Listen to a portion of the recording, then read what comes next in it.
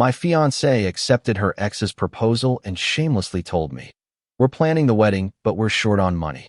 Can you help us out? No need to pay it back, just help." I showed her that every decision has consequences. My name is Martine, I'm 31 years old, and I've been working as an electrician for almost 8 years. It's not a glamorous job, but it's honest, stable, and over the years, quite well paid. I've always been one of those who believe that life is built step by step, with effort, constancy, and commitment.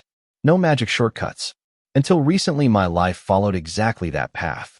I was engaged to Daniela, 29 years old, a physical therapist at a well-known private clinic downtown. We had been together for 4 years, and for the last 2, we were living together. From the outside, we were that couple that everyone saw as safe, without drama, without scandalous fights, with clear plans for the future. We got engaged in February. I still remember the day. I had saved for months for the ring. Extra shifts, full weekends, working on sites where I'd end up covered in dust and with a broken back, but it was worth it.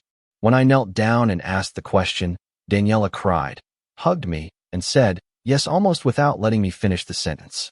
That night we toasted with cheap wine, but we knew we were celebrating something big. We started talking about the wedding almost immediately. She wanted something traditional, a big church, elegant guests, a reception at a country club. Autumn of the following year. It seemed fine to me. It wasn't something I had dreamed of as a boy, but seeing her excited made everything make sense. My parents adored her. My mother was already talking about dresses and centerpieces. My father, more reserved, said that Daniela was a good woman and that I had been lucky. Her family, at least on the surface, also accepted me. Family dinners, shared birthdays, cordial messages, everything seemed to fit in the Monday diary. Now I understand that normality was just the surface. But at that time I didn't see any cracks. Or maybe I saw them and decided to ignore them. Daniela started staying longer at work. She said the clinic was going through administrative changes, new demands, long meetings. I didn't suspect anything. On the contrary, I tried to support her. I made her dinner. I left her notes. I tried to make her life easier. There were days when I noticed she was distant, as if she were tired even of talking. I thought it was stress. Preparing a wedding, working in a demanding environment, all of that weighs on you. It never occurred to me that there was another explanation until that Tuesday arrived. It was one of those endless days. I was working on a big project, installing electrical wiring in an old building. Low ceilings, decades of accumulated dust, obsolete cables that seemed about to disintegrate just by looking at them. I finished exhausted, with black hands and a throbbing head. I got home around 6 in the afternoon. I was dreaming of a hot shower and some food. As soon as I entered the street, something caught my attention. Daniela's car was in the driveway. It seemed strange to me. On Tuesdays, she almost always came home late. Meeting, she'd say, but I didn't give it much thought. Maybe she had left early.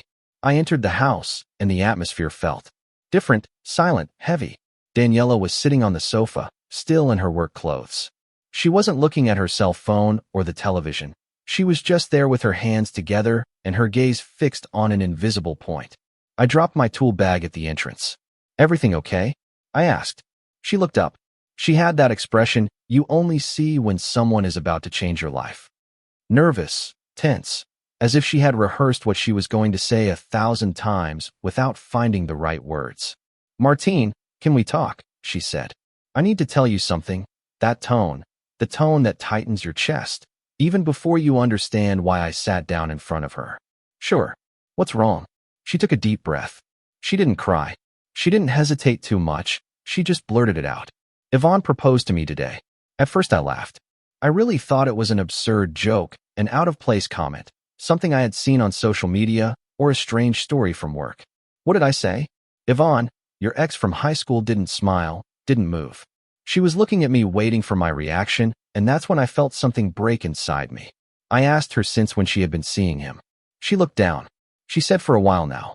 I insisted, a while in the end meant since March. 2 months after our engagement. It wasn't a casual message. It wasn't an innocent reunion. They were planned meetings, secret dates, long conversations. While I worked overtime to pay for the ring she was still wearing on her hand. And when Yvonne proposed to her, she accepted. I looked at her, unable to fully process it. My ring was still on her finger. The same ring for which I had sacrificed rest, time, and money. The symbol of a future that in her mind no longer existed. Everything started to fit together at once. The long nights, the mysterious calls, the new makeup, the clothes to look more professional, the emotional coldness. It wasn't stress, it wasn't tiredness, it was disinterest. I asked her to take off the ring. "Let me explain," said Martine. "Please, take off the ring." She did it slowly. She left it on the coffee table. 3 months of my salary thrown there, as if they meant nothing. "You have an hour to pack your bags," I told her. "And then you leave." She tried to argue, to cry, to talk. I didn't listen to anything. She had already made her decision long before that moment. 45 minutes later, she came out with 2 suitcases. Before leaving, she had the audacity to say that maybe with time we could be friends. Friends. I watched her get into her car and drive away. That's how a 4-year relationship ended. I entered the house. The silence was deafening. The ring was still on the table. I put it in its box and put it in a drawer. I didn't know what else to do with it. I didn't know it at the time, but what came next was much worse. And it was just the beginning. I didn't sleep that night. Not because I was crying uncontrollably, but because my head wouldn't stop. Every memory was rearranged with a new logic, cruelly clear. Conversations that previously seemed normal now had a double meaning. Moments that I had attributed to tiredness now screamed guilt. I sat on the sofa until dawn with the house dark, listening to minimal noises that I hadn't noticed before. The hum of the refrigerator, the creak of the wood, the nervous tick of the wall clock. It was as if the house itself was reminding me that it was no longer a shared home, but an empty space. The next morning I called work saying I didn't feel well. It wasn't a lie. I was physically present, but mentally destroyed. Still, I tried to get back to my routine 2 days later. Big mistake. On Tuesday, I almost got electrocuted twice. I was disconnected from everything. I climbed the same ladder 3 times without remembering why. My foreman, a seasoned guy who rarely gets involved in anyone's personal life, looked at me intently and sent me home without arguing. "Go home. You're a danger today," he told me. He was right. Coming home was worse than being at work. Every corner had something of hers. Her favorite mug was still in the cupboard. The blanket she used when she watched series was folded on the back of the sofa. In the bathroom, there were jars and creams that seemed to multiply. All that was once every day was now an emotional ambush. As if that wasn't enough, her family started writing. Less than 24 hours later, I received a message from her mother. "Martine, I know this is difficult, but Daniela has found her soulmate. Yvonne was always the love of her life. I hope you can understand and be happy for them. Be happy. For years together. An engagement, a planned wedding, and I was supposed to be happy."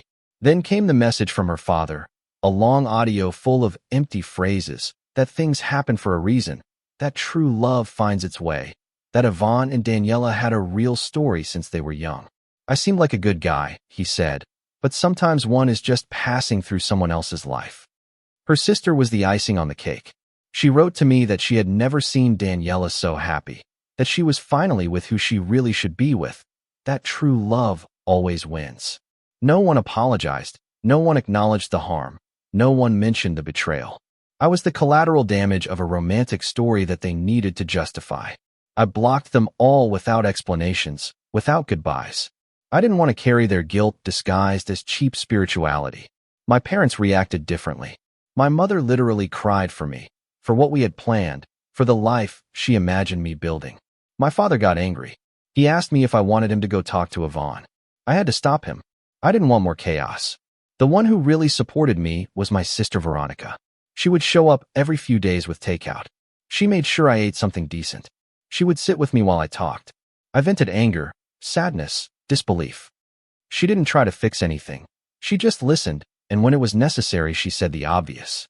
Daniela is a piece of trash for what she did. She wasn't surprised. She confessed to me that she had been noticing strange attitudes for months, uncomfortable silences when someone mentioned the wedding, lost looks, emotional distance. But she didn't want to say anything without proof. With her help, I started packing the things Daniela had left behind. For years fit into many boxes, clothes, books, memories that no longer made sense.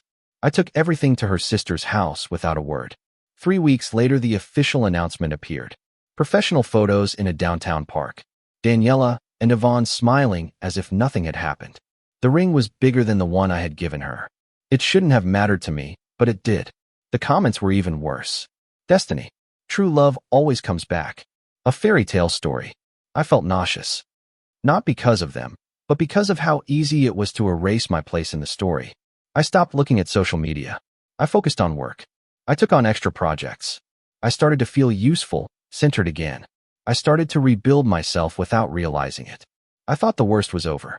I was wrong because months later, when I was starting to breathe without it hurting, Daniela reappeared, and not in the way anyone would imagine. Several months had passed since the announcement of her engagement, when something happened that to this day, I still consider one of the most surreal situations of my entire life. It was a Tuesday afternoon. I was finishing an electrical installation in a private home, and for the first time in a long time, I felt relatively at peace. Not completely happy, but stable. My head was no longer trapped in the past. I had learned to function without her. Then, my phone vibrated. Unknown number. I didn't pay it any mind. At first, I thought it would be a new client, or as almost always, advertising. When I finished work, I checked the message. It was short. Hello, Martine. I hope you're well. I wanted to talk to you about something important. It took me a few seconds to understand who it was. I recognized the tone. It was Daniela, probably using another number because I had blocked her everywhere. My first reaction was to block that number too and get on with my life.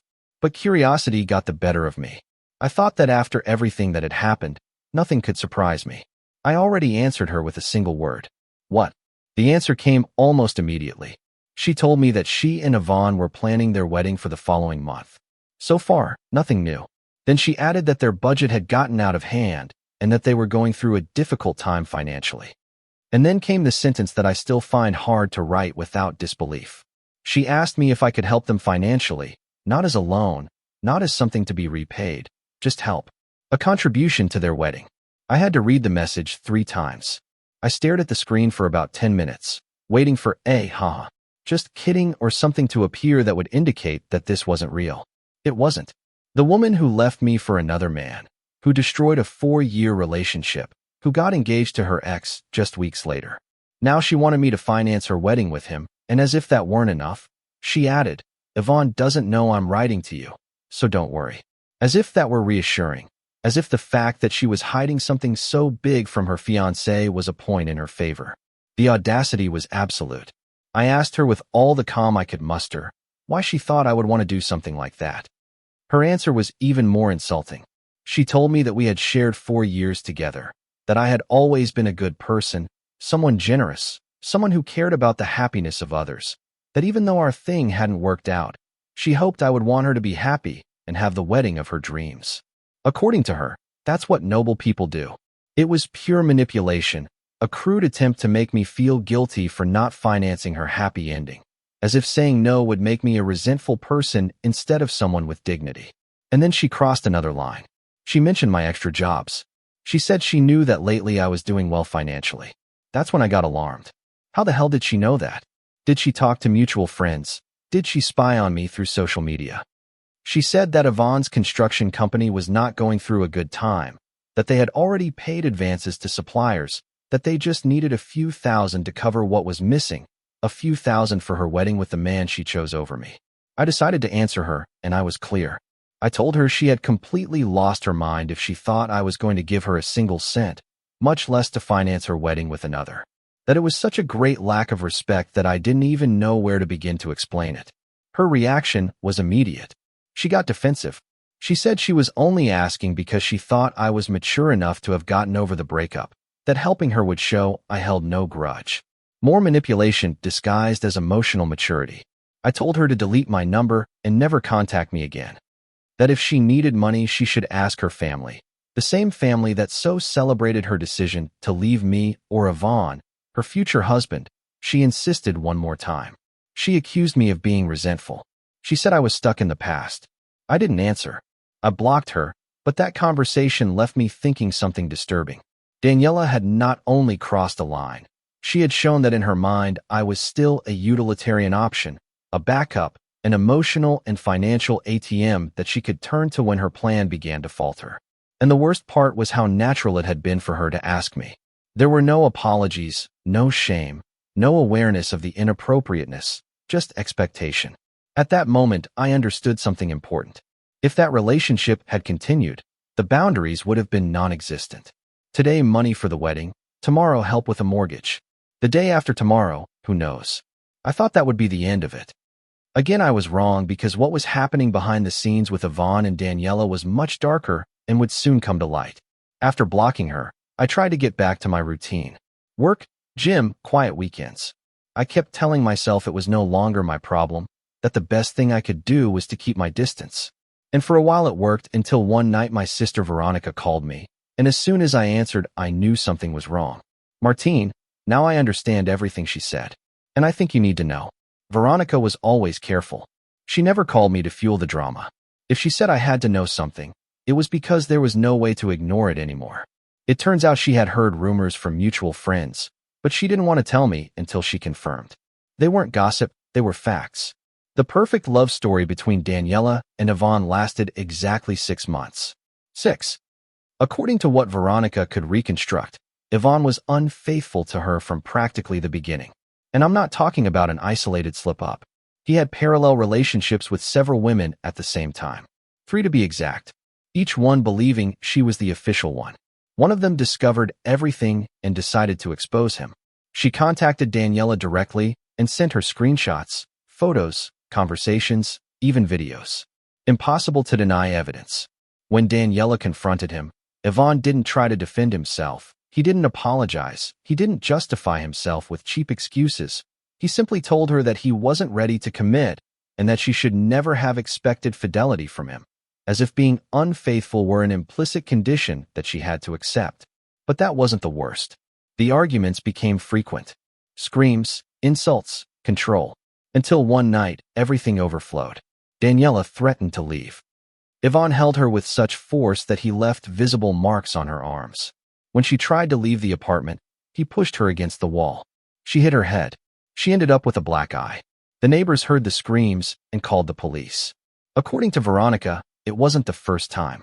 Daniela had been hiding bruises for weeks, inventing absurd accidents. Falls at work, bumps with doors, classic excuses of someone trapped in a violent relationship.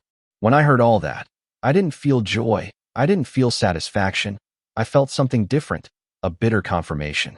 She had left a stable, respectful, imperfect, but real relationship for a fantasy built on teenage memories. She traded security for emotion, commitment for nostalgia, and reality gave her back lies, humiliation, and violence. I wasn't happy. No one deserves to go through that. But I also couldn't help but think that I had seen signs that she chose to ignore. Yvonne was not a stranger. His history was always tainted with irresponsibility, with impulsivity. She chose to believe in the idealized version. Yvonne, for his part, played the victim. He told friends that Daniela was intense, that the relationship wasn't working, that she was exaggerating. He never mentioned infidelities. He never talked about violence. The classic narrative, the misunderstood man, the crazy woman. Daniela went back to her parents' house. The same parents who wrote to me saying she had found her soulmate. Now they had to see her broken, ashamed, trying to put something back together that she herself had destroyed. And then it all started to make sense. The request for money, the excuses, the emotional manipulation. Her wedding had fallen apart. Her fairy tale had collapsed, and now she needed a lifesaver. That lifesaver in her mind was me. But the story didn't end there, because when someone doesn't know how to accept the consequences of their decisions, they always try to come back, even when it's too late. After Veronica's call, I thought Daniela had hit rock bottom. I thought that at least for a while she would leave me out of her chaos. I was wrong. A couple of weeks later, my phone started ringing with unknown numbers. At first, I didn't pay them any mind. I thought they were clients, offers, spam. I let them ring until they went to voicemail. Mistake. The first message I heard was from Daniela. Her voice was unrecognizable. She was crying. She could barely speak. She said she needed to see me, that she had made the biggest mistake of her life, and to please call her back. I didn't finish listening. I deleted the message. It wasn't my responsibility to rescue her, but the calls continued each time from a different number, sometimes 3 or 4 in a single day, all ending up in voicemail. Over time, the messages became longer, more detailed, more desperate. First came the apologies. She said that what we had was real, that I always treated her with respect, that she had gotten carried away by a fantasy, that she now understood what she had lost. Then came the confessions. She talked about Yvonne as a nightmare. She said he humiliated her, that he cheated on her from the beginning, that he made her feel small, that she was afraid of him. She told episodes that made my stomach churn. She tried to position herself as a total victim and me as the only one who could understand her. Then came the nostalgia. She said she missed our house, the tranquility, coming home and knowing that someone was waiting for her without judging her, that Yvonne's apartment always seemed cold, hostile to her, that with me she felt safe. Each message seemed designed to touch a different nerve. And finally came the pleas. She wanted to try again. She said that we all make mistakes, that she was different now, that she had learned, that she had matured. This was the same woman who maintained a parallel relationship while we were planning our wedding. Sometimes the messages changed tone. From sad, they went to accusatory. She told me I was cruel, that I couldn't abandon someone in a situation like that staying silent was a form of punishment. She asked me for compassion after having discarded me. The calls came at all hours, at night, in the early morning, first thing in the morning. I started leaving my phone on silent. It was in the midst of all that I met Jade. It wasn't something planned. I met her through friends, without expectations. From the beginning, she was different, direct, calm, honest. I told her my story without embellishments. She didn't use it to compare herself or to compete with a ghost. While Daniela was trying to drag me back into her chaos, I was starting to build something simple and real with someone who didn't play games. Jade noticed my stress from the calls. She suggested I change my number. At first I resisted. I didn't want to feel that Daniela still had power over my life, but Jade was right. My peace of mind was worth more. Before I could do it, the calls stopped abruptly. Almost a week of absolute silence. I thought she had finally understood. I didn't understand that she was just preparing her next move. The silence lasted exactly 8 days. On the 9th, when I was leaving work, I saw her. Daniela was standing in front of the building, leaning against a wall, with her arms crossed and her gaze fixed on the door, as if she had been waiting for hours. My first impulse was to turn back. The second, much more human, was to freeze. She had changed. I'm not just talking about the physical, although she was also thinner, her face tired, deep dark circles poorly concealed with makeup. Her clothes seemed chosen at the last minute, without care, but what struck me most was her posture. She was no longer the confident woman who walked with her head held high. There was something broken in her. When she saw me, she smiled. A nervous, fragile, almost childish smile. "Martine," she said as if pronouncing my name were a relief. "What are you doing here?" I asked without getting closer.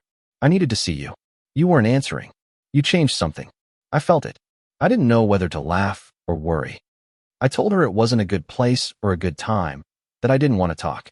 She nodded quickly, like someone who fears that any objection will end the conversation. 5 minutes, she asked. Just 5. I accepted. Not for her, for me. I needed to close that door once and for all. We sat in a nearby cafe. Daniela talked nonstop, as if the silence scared her. She told me she had left her parents' house because she couldn't stand the looks, that Yvonne was calling her from unknown numbers, that she had reported what happened, but that everything was slow, confusing. "I was wrong," she said, looking me in the eye for the first time. "I was wrong with you." With everything, I replied. "I thought love had to be intense, that it had to hurt a little," she continued. "With you, everything was calm." I thought that meant something was missing. That's when I understood something fundamental. Daniela didn't miss who I was. She missed how I made her feel. She missed the stability, the support, the refuge. I was a safe place, not a conscious choice. "I'm not that person anymore," I told her. "And you're not the same either." Her face fell apart. "We can rebuild," she insisted. "I swear I've changed." "No," I replied calmly. "You changed because you were hurt, not because you understood." That hit her harder than any scream. Then she did something I didn't expect. She took an envelope out of her bag and put it on the table. Inside there were documents, bank statements, debts, loans. "I'm in trouble," she confessed to Vaughn. "He left me with all this. I trusted him. I signed. I thought it was for us." There was the naked truth. She hadn't come just for love. She had come for help. "I need you to help me," she said almost in a whisper. "I don't have anyone else." I took a deep breath. "Daniela," I said, "I already helped you once. When I chose you every day. You decided to leave. Her eyes filled with tears. She didn't argue. She didn't scream. She just nodded. Defeated. We got up. Outside before leaving, she looked at me one last time. I thought you would always be there. Me too, I replied, but not at any price. She walked away slowly, without looking back. I thought that was the end. Again, I was wrong. After that meeting, I thought Daniela had finally understood. There were no more calls, no messages, no surprise appearances. For the first time in months, I felt a real calm. One of those that don't depend on being distracted, but on having made a firm decision. My life began to get in order for real. With Jade, things flowed effortlessly. There were no games, no uncomfortable silences, no constant tests of love. We chose each other not because we were afraid of being alone. That difference over time became abysmal. But even though I had closed the door, Daniela's story continued to advance, just without me. One Saturday afternoon, I received an unexpected message. It was from Marcos, a mutual friend I hadn't seen in years. Hey, I don't know if it's appropriate, but I wanted to let you know something. They're talking about you. I didn't answer immediately. Those kinds of phrases never bring anything good. It turns out that Daniela had started telling her version of events. To family, to friends, to acquaintances. In her story, I was the cold man who abandoned her when she needed it most. The ex who didn't know how to forgive. The one who turned his back on her after everything they had lived through together. She never mentioned the infidelity. She never talked about the canceled wedding. She never said she left me for her ex. Her story was carefully incomplete. The funny thing is that at first some people believed her. People usually believe the one who cries first, but lies have a problem. They need to be sustained all the time. And Daniela no longer had the energy for that. The contradictions began to appear on their own. One day she would say that I had left her from one day to the next. Another that she had begged me for months. Sometimes she would say that I didn't want to commit, others that I was too controlling, nothing fit. And then someone spoke. One of the women with whom Yvonne had cheated on her decided to tell everything in a large group of friends. Not only about Yvonne, but about how Daniela had known about other infidelities, even before getting married. And she still went ahead. The narrative began to change. It was no longer poor Daniela, it was Daniela. She made bad decisions. That small nuance changes everything. Someone remembered how she had left me. Another mentioned the canceled engagement party. Someone else said that I had paid for most of the expenses. I didn't say anything. I didn't defend my name. I didn't present evidence. I didn't clarify versions. It wasn't necessary. The truth doesn't always need a spokesperson. Sometimes it just needs time. One day my mother called me. I ran into Daniela's mom. She told me. She was different. According to her, Daniela's family was ashamed. Not with me, with the situation, with the way everything had exploded. The failed wedding. The express marriage. The silent divorce that was already brewing. Yes, divorce. Daniela and Yvonne had been married for less than a year and were already in legal proceedings. No celebrations, no happy photos, no real support. The forever had lasted less than our engagement. And there I understood something that marked me. I didn't have to take revenge. I didn't have to expose her. I didn't have to humiliate her. Life was already doing it for me. But there was still one last scene, the most uncomfortable one, the one that would put the final point. I didn't see it coming. I was with Jade at a small event, a quiet gathering of friends from her work. Nothing special. Laughter, light conversations, glasses of wine. I was in one of those moments when for the first time in a long time I wasn't thinking about the past. Until someone said her name. That's not Daniela. I felt an immediate knot in my stomach. Not because I missed her, but because I knew that nothing good came from those casual encounters. There she was, a few meters away, standing, stiff, as if she didn't know whether to advance or retreat. She was wearing a simple, but mismatched dress. She seemed out of place. And she was. Our eyes met. This time she didn't smile. She approached slowly like someone walking towards something they don't want to face. Jade noticed the change in my expression and took my hand. That simple gesture gave me a brutal clarity. I was no longer alone. Hello, Martine, said Daniela with a voice that tried to be firm. Hello, I replied without letting go of Jade's hand. There was an uncomfortable silence. Daniela looked at our intertwined hands. There was no need to say anything. This is Jade, I said. My partner Jade smiled politely. Not with provocation. With confidence. Nice to meet you, Daniela said. She barely nodded. Her eyes were glassy, but she didn't cry. Not yet. I didn't know you were going to be here, she murmured. Me neither, I replied. But since we are, I hope you're well. It was a simple, neutral phrase, without irony. And yet, it seemed to hurt her more than any reproach. I'm not, she confessed. But it doesn't matter anymore. Something curious happened there. For the first time, Daniela didn't try to manipulate. She didn't ask for anything. She didn't demand explanations. She didn't talk about getting back together. She didn't bring up the past. She just told the truth. I thought that if I lost you, everything else would fall into place. She continued, that I was going to be happy, and it was the other way around. I looked at her not with anger, not with superiority, with a calm that I didn't have before. Decisions can't be erased, I told her. They can only be learned from or paid for. Jade didn't say a word. It wasn't necessary. Her presence said it all. Daniela took a deep breath, as if she had been holding something back for months. I got married thinking I was winning, she admitted, and I lost everything. That's when I understood that the biggest punishment was not loneliness, nor divorce, nor debts. It was being replaced, not by someone better, but by someone healthy. I'm glad you're well, she said finally, looking me in the eye. Really, and for the first time I believed her. She turned and walked away without drama, without a scene, without public tears. When she was lost in the crowd, Jade squeezed my hand. Are you okay? She asked me. I nodded. And I was, because in that instant I understood something definitive. Daniela was no longer part of my story. She was just a consequence. But life had not yet finished closing the circle. After that encounter, I thought nothing more could surprise me. Daniela had accepted, at least on the surface, that her place in my life was behind her. She didn't look for me again. She didn't show up again, and for the first time I felt that the cycle was really closing. But karma rarely acts immediately or loudly. Sometimes it waits, sometimes it observes, and when it comes in silence. A month later, I received another unexpected message. This time it wasn't from a friend or a family member. It was from Daniela.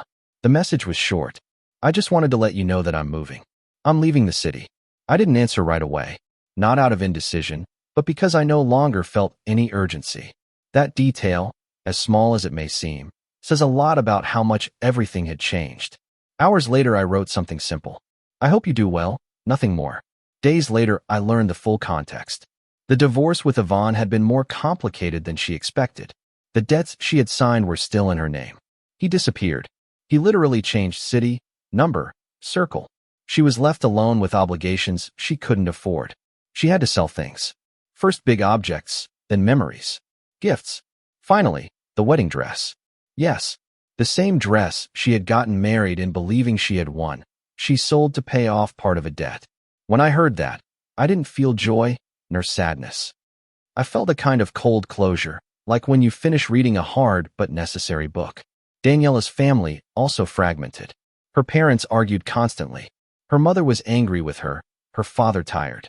There was no longer unconditional support, only uncomfortable silences and veiled reproaches. Daniela started therapy not because she wanted to grow, but because she could no longer support herself emotionally alone. And although that might seem like a positive step, the reality is that it came late. Not because change wasn't possible, but because I was no longer there to see it. Meanwhile, my life was moving forward. With Jade, we decided to move in together. Without haste, without exaggerated promises, without grandiloquent speeches. We chose the place, we painted the walls, we made a home from a place of calm. One day, while we were organizing boxes, I found the old engagement ring that I had recovered months ago. I had kept it without much thought. I looked at it for a few seconds and sold it. Not out of necessity, out of choice. I used that money for a trip with Jade, not to run away from the past, but to celebrate the present. That's when I understood something key. Karma doesn't always destroy. Sometimes it simply relocates everyone to the place they chose. But there was still one last reflection, the most important of all. With the passing of the months, the story stopped hurting. Not because it was erased, but because it settled in a different place inside me. It was no longer an open wound, but a scar. And scars don't bother, they just remind. One day, almost without thinking, I asked myself something I had previously avoided. What would have happened if Daniela hadn't left? The answer was uncomfortable, but honest. We would probably still be together today, yes, but not happy. I would have lived trying to be enough for someone who was always looking somewhere else. She would have continued to confuse tranquility with boredom, and sooner or later someone else would have taken the place that I occupied without knowing it. Losing her hurt me, but losing her also saved me. Daniela, on the other hand, began to experience something different, not the immediate pain, but the slow weight of reflection. Through therapy, she began to understand that she had not been a passive victim of circumstances. She had made decisions, she had chosen, and those choices had a cost. A mutual acquaintance told me that in a group session Daniela said something that left him speechless. "It doesn't hurt me to have lost Martine. It hurts me to have become someone capable of losing him." That sentence stayed with me for several days, not because it awakened guilt, but because it confirmed something I already knew. The problem was never me, nor was it just Yvonne. The problem was not knowing how to value what you have when you have it. Meanwhile, my relationship with Jade continued to grow, not from intensity, but from coherence. We talked about the future, but without fear, without the need to promise eternities. We understood that true commitment is not saying forever, but showing it every day. One night, Jade asked me, "If you could go back, would you change anything?" I thought for a few seconds. "No," I replied. "Because if I changed something I wouldn't be here," she smiled. And in that smile there was more love than in all the promises I had ever heard. Daniela tried to rebuild herself far away. She changed jobs, city, social circle. She started from scratch, but with a heavy backpack. The awareness of having confused desire with love and emotion with stability. Some mistakes can be corrected, others can only be understood, and there are lessons that come when they are no longer useful for repairing, but for not repeating. But there was still to close the story with the clearest lesson of all. Almost a year passed without hearing anything from Daniela. No messages, no rumors, no cross stories. And far from feeling curious, I felt relief. There are people who only occupy space in your life as long as you pay attention to them. When you stop, they dissolve on their own. My life no longer revolved around what had happened. It revolved around what I was building. With Jade, I learned something that I didn't understand before. Love doesn't need to be defended, nor explained, nor constantly demonstrated. It simply is. It feels light, compatible, real. One day I received an email. It wasn't a direct message. It was an automatic invitation to a professional social network. The name was familiar to me. It was Daniela.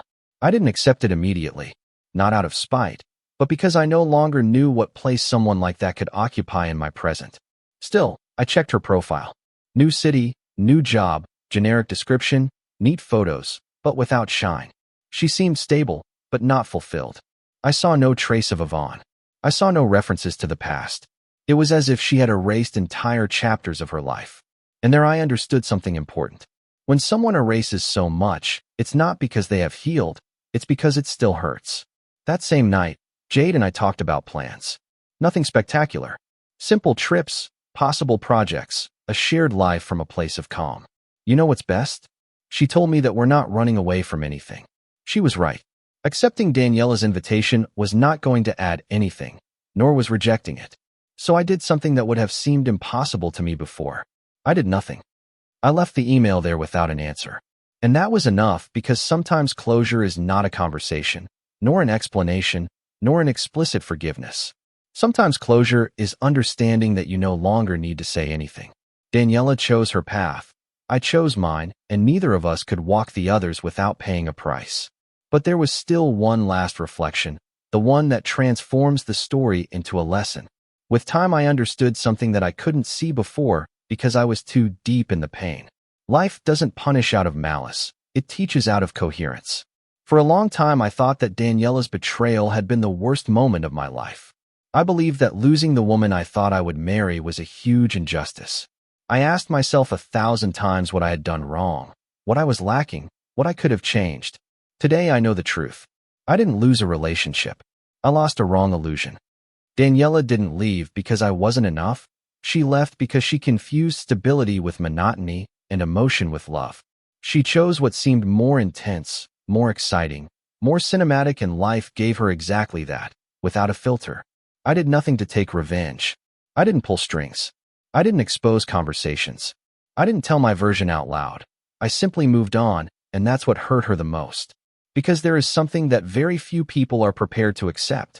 When someone continues to be happy without you, it means that you were not indispensable, just circumstantial. Daniela came back when everything fell apart, when the marriage failed, when the debts appeared, when the love of her life disappeared, when there was no one left to turn to. She came back repentant. But repentance doesn't always come in time. Sometimes it comes only to teach, not to repair. I didn't reject her with screams. I didn't humiliate her. I didn't return the harm. I simply didn't choose her again, and that was the real consequence. While she was learning to live with her decisions, I learned to live in peace with mine. Build a relationship from honesty, from calm, from mutual respect, without games, without ghosts, without comparisons. Today, if someone asks me what happened with Daniela, I don't feel anger, I feel clarity. She chose, I did too. And the difference between us was not who was wrong, but who was able to learn before losing everything. If this story leaves anything, it's this. Love is not proven by abandoning the safe for the uncertain. Stability is not boredom, it's maturity.